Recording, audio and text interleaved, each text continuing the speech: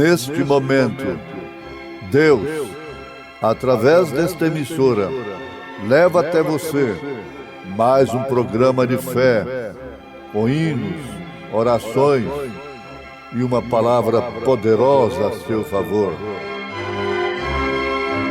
Fé para vencer o mundo. Somente crer, somente crer, tudo é possível, somente crer, somente crer, somente crer, tudo é possível, somente crer.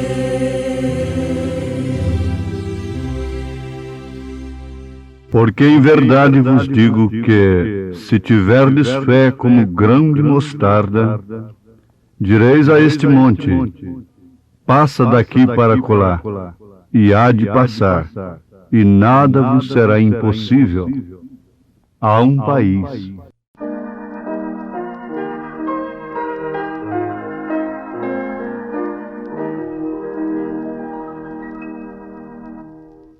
Há um país além de um grande rio, cheio de flores, de prazer e luz. É destinado às almas resgatadas.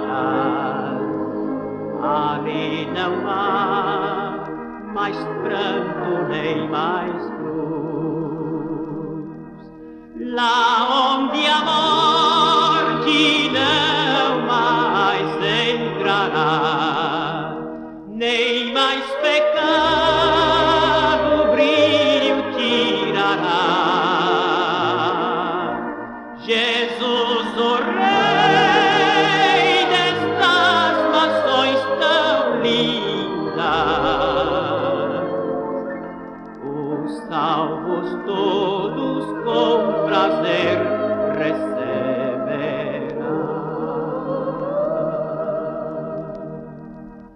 Lindo país, eu vejo a brisa mansa acariciar campinas e jardins, a embalar as palmas prateadas dos vales perfumados por jasmins. E quando o sol se põe no horizonte, eu busco ver em sonhos este lar. Vejo os amigos já ressuscitados,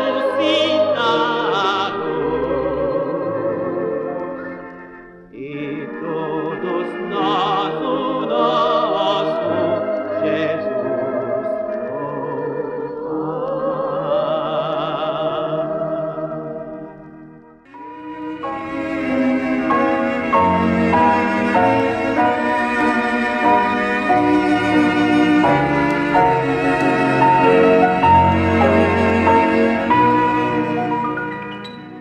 O mais doce nome é Jesus.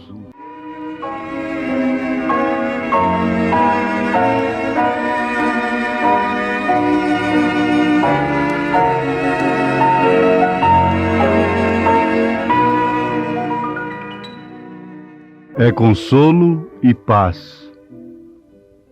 Sua mensagem, uma vez escrita, é consolo e paz. Sua mensagem falada também é consolo e paz.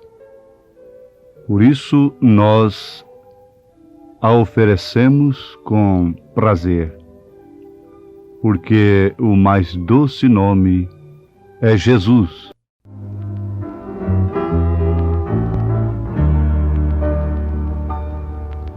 Jesus é nome cheio de amor, mais terno que as flores do jardim.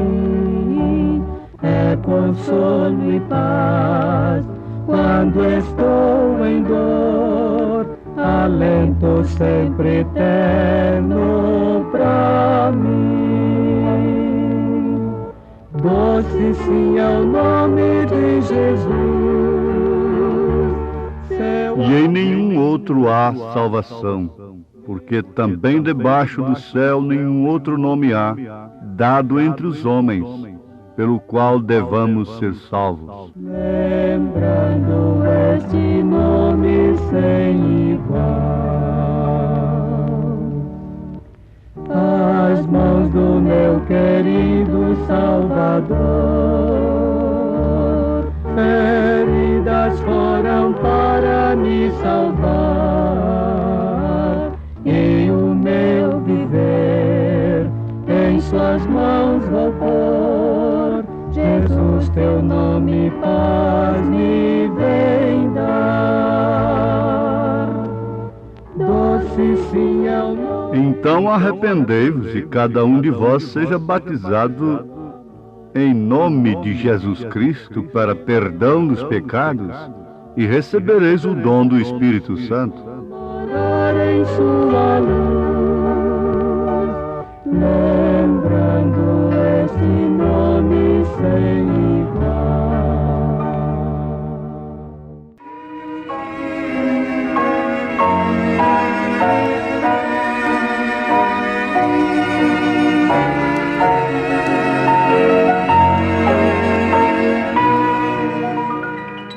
Coisa bonita, ouvintes, é cantar sobre o lindo país e sobre esse doce nome, né? O mais doce nome que é Jesus. Oxalá que todos nós obedecêssemos, praticássemos aquilo que cantamos, que pregamos, que lemos na Bíblia, não? Não há outro nome dado nos céus pelo qual devamos ser salvos. Portanto, o nome do Pai, do Filho e do Espírito Santo é Senhor Jesus Cristo. Pai é Senhor, Filho é Jesus, Espírito Santo é Cristo. Porque é o mesmo Deus, Pai, Filho, Espírito Santo. É o mesmo Deus, por isso um só nome. Porque é só uma pessoa. Quem vê a mim, vê o Pai. Vamos praticar aquilo que cantamos, que pregamos, que lemos na Bíblia. E assim seremos mais vitoriosos, alcançaremos mais vitória na fé. A fé, Jesus comparou com o grão de mostarda. Não precisa ter uma coisa muito grande, um espetáculo muito grande. Não. É uma coisinha simples, como o grão de uma mostarda. Mas você sabe que a semente da mostarda não tem jeito de ser misturada? Não pode haver enxerto. Ela não pode ser híbrida. A mostarda tem uma semente que não aceita cruzamento. Isto fala de uma fé que não aceita mistura. Uma fé pura e simples. Jesus está falando para os seus discípulos, não para os incrédulos. Para aqueles a quem ele chamara e dera poder para expulsar demônios, curar enfermos, pregar o arrependimento. Isso está em São Mateus, capítulo 17, a partir do verso 14. Todos devem conhecer este caso. um pobre homem, um pai de família, tinha um filho que era lunático e sofria muito. Às vezes o demônio o jogava no fogo e muitas vezes na água. Então era um filho que tinha que ser sempre vigiado. Que coisa tremenda em comparação ao dia em que estamos vivendo. Se os pais não estiverem de olhos nos filhos, de repente eles estão no fogo, ou então na água, estão no abismo, no perigo. Mas o pai fez uma coisa muito boa. Oxalá que todos os pais fizessem assim. Ele, na verdade, sofreu, de início até decepção. Teve lutas. Mas, como sempre, quem busca Jesus não fica desiludido, não fica decepcionado. Bom, ele foi em busca de Jesus. Mas ele levou seu filho aos discípulos de Jesus, acontecendo que os discípulos não deram conta de expulsar aquele demônio e ficaram naturalmente num aperto muito grande. Porém, Jesus, chegando, reprovou a incredulidade, a ponto de dizer: ó geração incrédula e perversa, até quando estarei eu convosco e até quando vos sofrerei? Trazei o menino aqui, o rapaz. E então repreendeu o demônio, que saiu dele, e desde aquela hora o menino sarou. Bom, nessas alturas, os discípulos ficaram derrotados, não é? Aproximando-se de Jesus em particular, perguntaram para ele: por que não podemos nós expulsá-lo? Jesus lhes disse: por causa da vossa pouca fé. Porque em verdade vos digo que se tiverdes fé como um grão de mostarda, que não se mistura, que não mistura sua natureza com credos e dogmas, etc. Direis a este monte: passa daqui para acolá, e há de passar, e nada vos será impossível. Mas esta casta de demônios não se expulsa senão pela oração e pelo jejum. Muito bem, ouvintes, aí está um quadro diante de nós. Os discípulos tinham aquele poder, eles tinham o poder suficiente para expulsar o demônio que estava naquele menino. Mas eles não puderam fazê-lo. E Jesus respondeu por quê. Porém, Jesus lhes havia dado poder para curar toda classe de enfermidade, expulsar demônios, curar leprosos e até para levantar os mortos. Agora, a promessa é para todos quantos o Senhor chamar. E vamos lembrar que Jesus disse que isto é para quem crer, para todo aquele que crer. O que crer e for batizado no seu nome, porão as mãos sobre os enfermos e os curarão, expulsarão demônios, se pegarem serpentes não lhes acontecerá nada,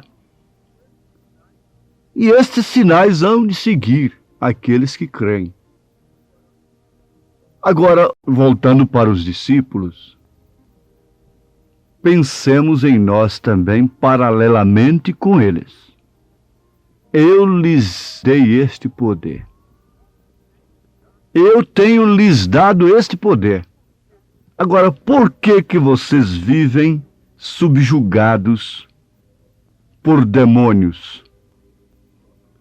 O próprio Senhor Jesus disse que se o valente, o dono da casa, não for maniatado primeiro, então o inimigo não pode entrar ali. Mas se ele for maniatado, amarrado, então o inimigo pode entrar ali e saquear sua casa.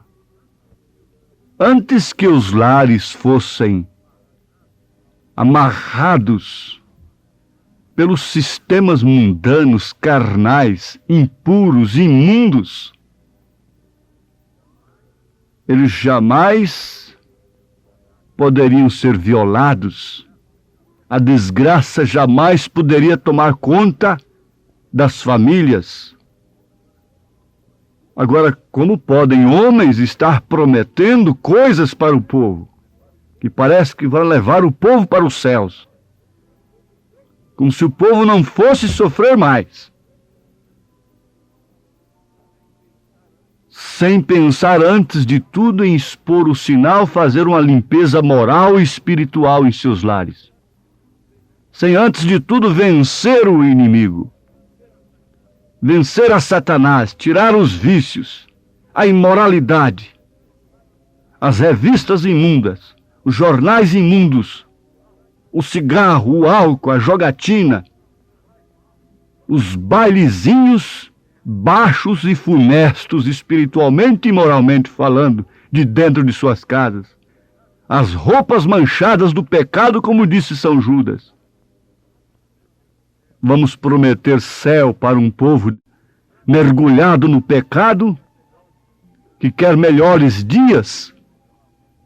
Não há homem que possa consertar a terra.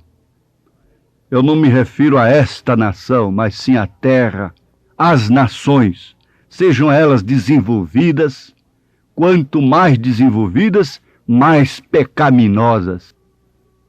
Quanto mais recurso, mais pecado, mais imundícia, mais soberbas, mais crimes, mais coisas horríveis. Esta é a grande verdade. Mas por que isto não acontece?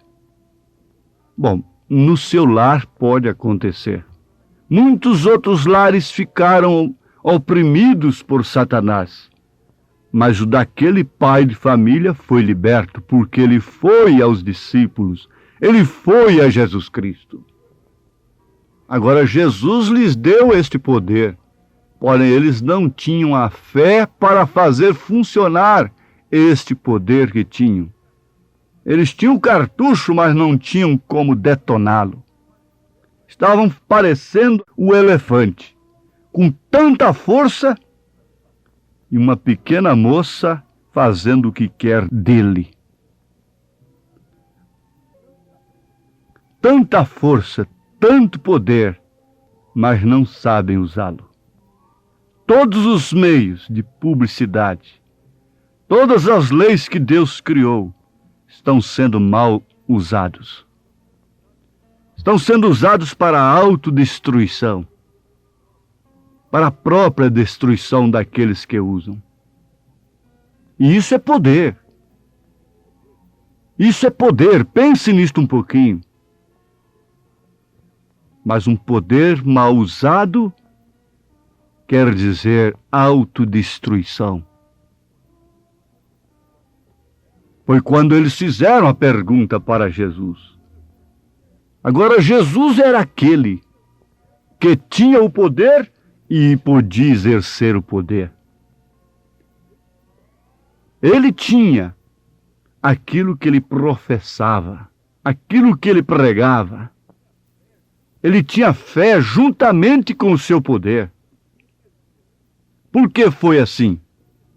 Ele disse: eu de mim mesmo não posso fazer nada. Agora, se ele não podia fazer nada de si mesmo, que podemos fazer nós? Mas a coisa está aí. Ele entendeu a sua posição.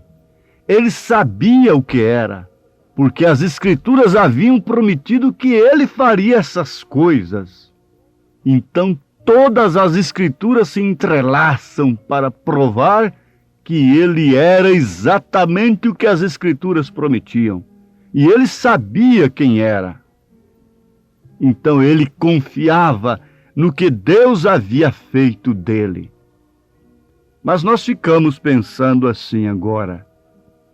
Tratarmos sobre Jesus, a essas alturas, o que resolve para nós? Ele era assim, ele tinha tal poder, mas ele é o mesmo ontem, hoje, eternamente, e ele derramou-se de si mesmo na igreja para quê?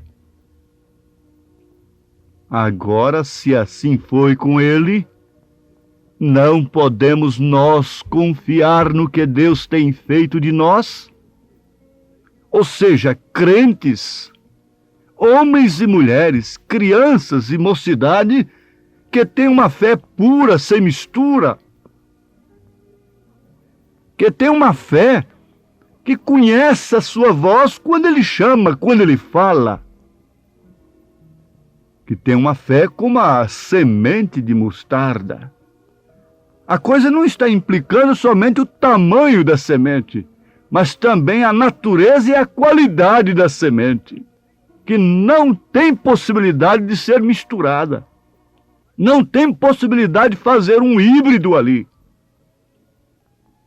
Sim, com Jesus era desta forma. Quando quiseram fazer dele rei, ele não deixou misturar o seu espírito. Ele sabia que ele era um rei. E ele governaria não a Judéia, mas sim a terra. Ele será o governador da terra dentro em breve. Jesus, ele vem impetrar uma intervenção universal, tomar de volta todas as leis que foram pervertidas. O governo universal, ele tomará de volta nas suas mãos. E ele vai reger as nações com vara de ferro, diz as Escrituras.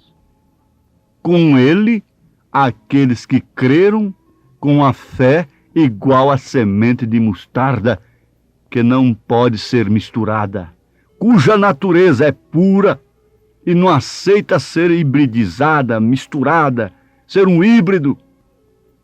Agora, por que não podemos nós confiar no que Deus tem feito de nós?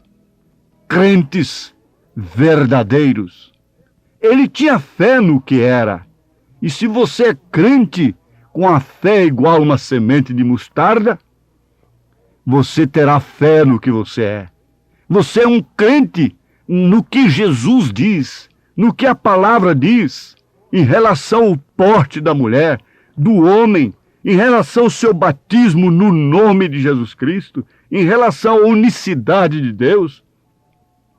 Você tem uma fé sem mistura, sem credo, sem dogmas.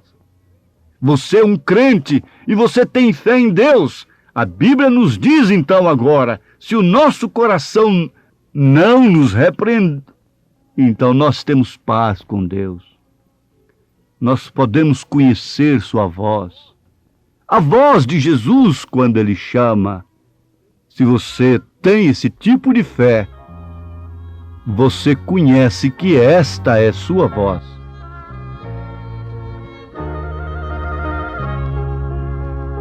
Ouve, amigo, que triste vagueias, sem ter de Jesus salvação.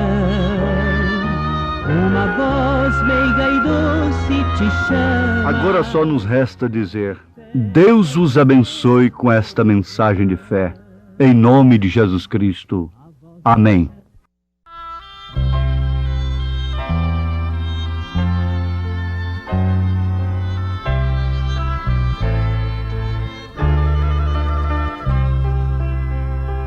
Ouve, amigo, que triste vagueias, sem ter de Jesus salvação. Uma voz meiga e doce te chama, porque fechas o teu coração. A voz te chama suavemente. Abre agora a porta do teu coração.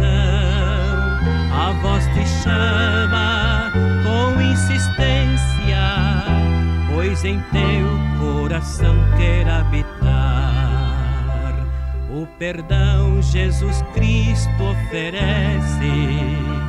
Oh, quão grande foi seu amor, sobre a cruz o seu sangue vertendo, tornou-se o teu Salvador. A voz te chama suavemente, abre agora a porta do teu coração. A voz te chama com insistência, pois em teu coração quer habitar.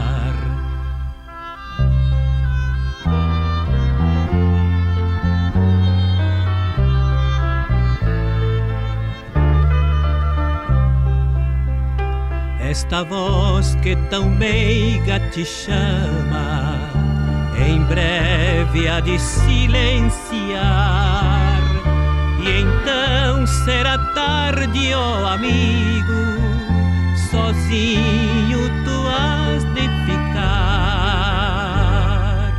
Jesus convida suavemente, queres tu a Ele hoje aceitar? De manso bate a tua porta, pois em teu coração quer habitar.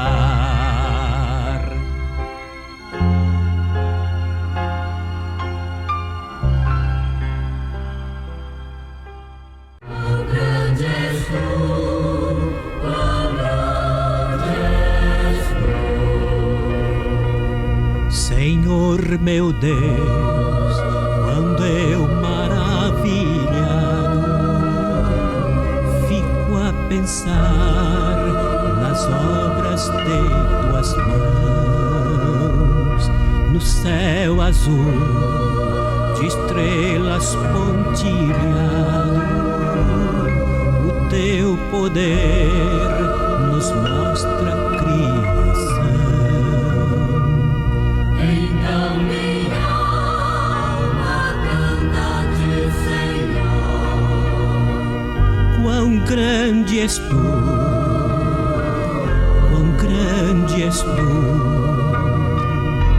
Então minha alma canta-te, Senhor. Quão grande és tu, quão grande és tu. Quando eu medito em teu amor tão grande, teu Filho dando ao mundo pra salvar. Na cruz vertendo seu precioso sangue, minha alma pôde assim purificar. E quando enfim eu for ao céu subindo, contemplarei a glória do Senhor. Adorarei prostrado e para sempre. Quão grande és tu, Senhor, meu Deus, hei de cantar. Então minha alma canta-te, Senhor. Quão grande és tu, quão grande és tu. Então minha alma canta-te, Senhor. Quão grande és tu,